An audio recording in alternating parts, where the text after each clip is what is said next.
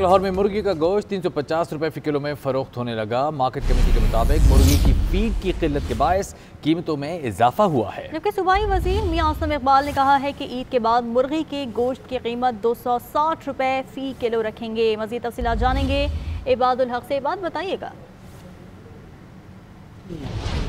यहाँ पर टुलेटन मार्केट में तो मुर्गी की कीमत को जो है ऐसा लग रहा है जैसे पड़ लग गए हैं और जो कीमत से कई ज़्यादा कीमत पर जो है ये फरोख्त की जा रही है।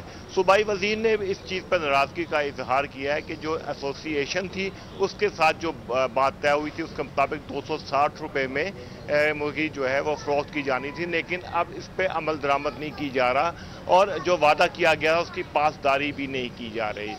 दूसरी तरफ उन्होंने ये भी कहा कि ईद के ख़त्म होने के बाद दोबारा इस मामले पर गौर किया जाएगा और कीमत जो है 260 रुपये पर लाई जाएगी, वो मुकर्रर की जाएगी और जो इस पर मल नहीं करेगा उसके खिलाफ सख्त कार्रवाई की जाएगी। तो इबादुल हक, आपकी बात से तो ऐसे लग रहा है कि सूबाई वजीर ने ईद के दिनों में कह दिया कि आप जितने मर्जी बेचें। इसी पर बात कर लेते हैं। मियां असलम इकबाल हमारे साथ मौजूद हैं। मियां साहब, बहुत बहुत शुक्रिया आपके वक्त का। आपके अहकामात के बावजूद जो मुर्गी का गोश्त है वो 350 रुपये किलो में फ़रोख्त हो रहा है। क्या एक्शन लिया है आपने अभी तक? बिस्मिल्लाहिर्रहमानिर्रहीम।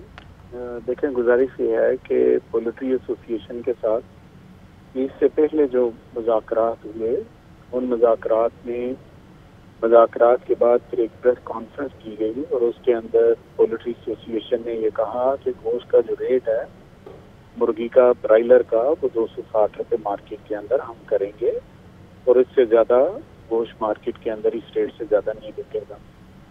लेकिन बदकिस्मती है कि उन्होंने अपने जो वादा था उसकी पासदारी नहीं की। इस मार्केट को चेक करने के लिए आज मुतल्लिका ज़िले इंतज़ामिया के साथ मैंने लाहौर के 2 मार्केटों का विजिट किया, जो मेन मार्केट है जो छोटे बाज़ारों को फीड करती हैं, छोटी मार्केट को। उन बड़ी मार्केट के अंदर जो थोक की मार्केट है उसके अंदर भी गोश्त की जो कीमत थी वो जायद चार्ज की जा रही थी।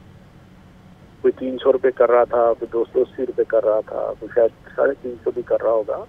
ये तमाम मार्केट को चेक किया। लाजमी बात है, इनको जुर्माने भी किए, सारा सिलसिला किया, लेकिन इसके साथ साथ एक पहलू एसोसिएशन से जो हम तवक्का कर रहे थे, जो इनके नुमाइंदे बनकर आते हैं वो इनके नुमाइंदे कदम बनते हैं।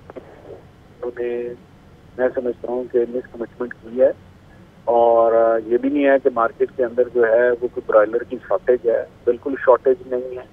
और ब्रॉयलर मार्केट के अंदर वैसे ही था, कस्टमर भी इतना ज़्यादा नहीं था, लेकिन कस्टमर को जो प्राइस ऑफर की जा रही थी वो बहुत ज़्यादा थी। तो मियां साहब, फिर क्या एक्शन लिया आपने?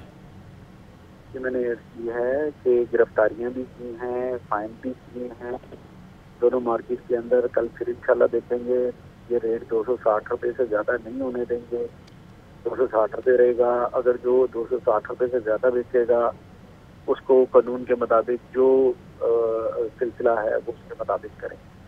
तो सर, मार्केट कमेटी की क्या सिग्निफिकेंस है जब लोगों को रिलीफ भी नहीं मिल पा रहा है? ये रिपीट कीजिएगा अपना सवाल। मार्केट कमेटी जो बनाई गई है फिर उसकी क्या सिग्निफिकेंस है? क्या आपको उसमें अंदर फॉल्ट नज़र आता है क्योंकि इससे रिलीफ नहीं मिल पा रहा है आवाम को? देखें, हम लोग इंसानों के माशरे में रहते हैं। यहाँ पर जो भी मामलात होते हैं, थोड़ा सा अवाम को भी चाहिए कि थोड़ा सा अगर किसी जगह पर ओवर चार्जिंग की जा रही है तो उस दुकान से सामान ना लें। अगर अवाम भी बज़िद होकर वहाँ से सामान लेते हैं तो फिर ये सिलसिला होता है। दुनिया के महज़ब माशरों के अंदर वो थोड़ा सा साथ दिया जाता है। हम अकेले, हुकूमत जो है इस मामले में एक एक रेडी के ऊपर, एक एक ठेले के ऊपर जाकर हम कोशिश करते हैं कि वहाँ पर। साहब, आप तो लगता है जैसे एतराफ़ कर रहे हैं कि हुकूमत की कोई रिट नहीं है। देखिए सर, गुजारिश ये है कि हुकूमत की रिट तो आपको नज़र आ गई ना, जो किया है सुबह। हमने 900 तकरीबन हमने 90 करोड़ के करीब जुर्माना किया है पिछले पौने 2 साल के अंदर, 1.5 साल के अंदर। पूरे रमज़ान में प्राइस कंट्रोल नहीं हो सकी एसेंशियल आइटम्स की, और उसके बाद अब ईद के दौरान भी चिकन की कीमतें कंट्रोल नहीं हो रही हैं। तो फिर ये मार्केट कमेटीज और फिर इंतजामिया का क्या फ़ायदा होता है? आप सब्र करें, स्टूडियो से बाहर निकल के अपने रिपोर्टर और कैमरामैन से पूछें कि रमज़ान के अंदर जो है वो मार्केट की जो प्रोडक्ट की कीमतें हैं वो कहाँ रही हैं। पिछले रमज़ान के अंदर जो चीज़ें हम सब्सिडी करके जिस कीमत पर बेचते रहे हैं वो सब्सिडी के बगैर इस कीमत पर बिकती रही हैं।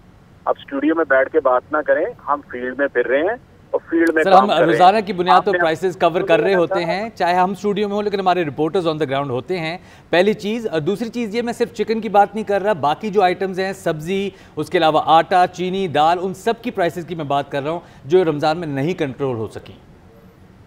भाई आप अपना सौदा बैठ के खुद ही फजूल में बेचते जा रहे हैं। मुझे बात बताए ना, पंजाब में आटा कहाँ पे महंगा बिका है? एक मियां साहब, अगर आपको आप लोग अपना काम सही तौर पे कर नहीं पा रहे तो एंकर के ऊपर चढ़ाई करने से कोई फायदा तो नहीं होगा ना। अगर आपके पास इन्फॉर्मेशन है तो आप प्लीज शेयर कर लें हमारे साथ, क्योंकि हमारे पास जो इन्फॉर्मेशन आई है, जो आपने डिनाई नहीं की है। बहुत शुक्रिया मियां असलम इकबाल साहब आपका, बहुत शुक्रिया आपका।